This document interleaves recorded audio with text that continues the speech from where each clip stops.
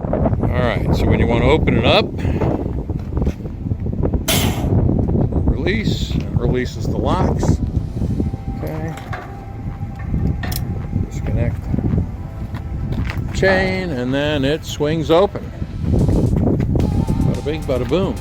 Alright. Here's your standard resting position when your grapple is not in use. And you mentioned about a D-ring that you connect some things to on the other side. Okay. So that's what you'd attach that hook for the tarp onto.